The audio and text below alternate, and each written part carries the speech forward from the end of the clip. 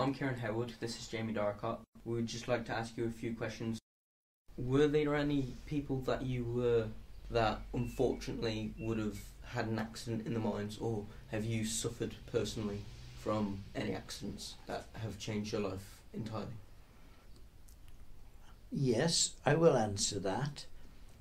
I will tell you that part of the surveyor's duty, unfortunate duty at a colliery, every time there was an accident underground, which was a serious accident, broken limbs, back, or a fatality. If you notice, or if you didn't know, the police never went underground. The coroner or anybody never went underground. Therefore, when there was an accident, the surveyor had to go to the scene of the accident and take precise details, everything. I'm not talking just a picture of it. Precise details between supports, height of supports, why it had come in, the roof, what the danger was, everything on that site that the police would do if there was an accident on the surface, because there had to be an inquest held just the same as what there does for a surface accident. Now, the man actually responsible was the man that we got an inspector, the mines inspector. So the mines inspector was the man that had to come to the colliery to act as the sort of judge and jury to see if there was any negligence or anything that was wrong that caused the accident. So you were under the mines inspector. But the mines inspector had to have the plan and the details of the site as prepared by the colliery surveyor.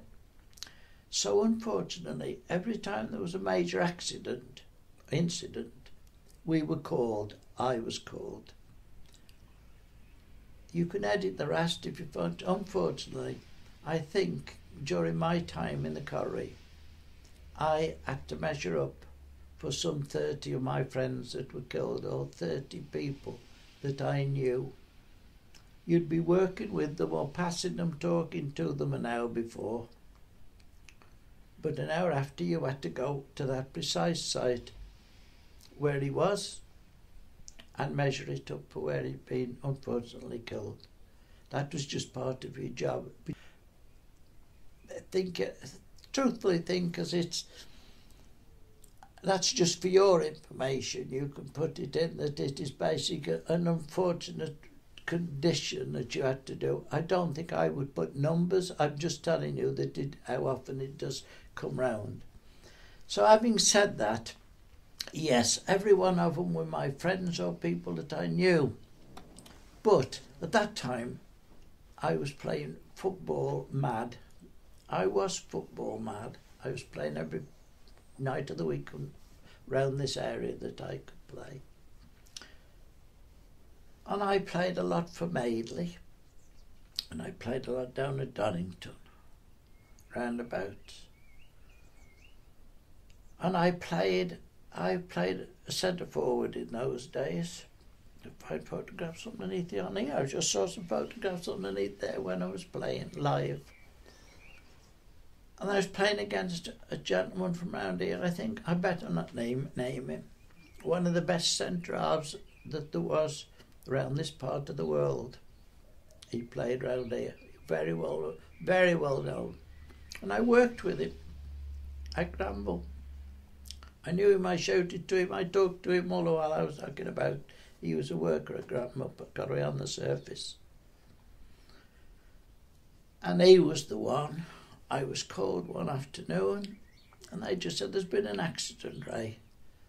Will you go?" And so I got my book and my tape, and I went to the scene of this accident, which was on the surface. I'll go no more than that. It was on the surface. And when I got there, they said, "Come on, we'll take you up to it." And they took me up to the site of the accident, where this man had been killed on the surface.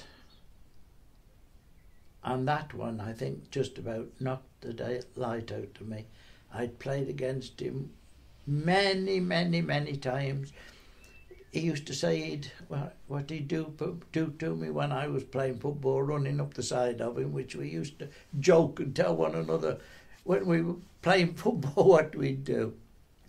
Unfortunately, that chap, a young chap the same age as me, having played football with him, I had to go and measure up the site of where he was skilled.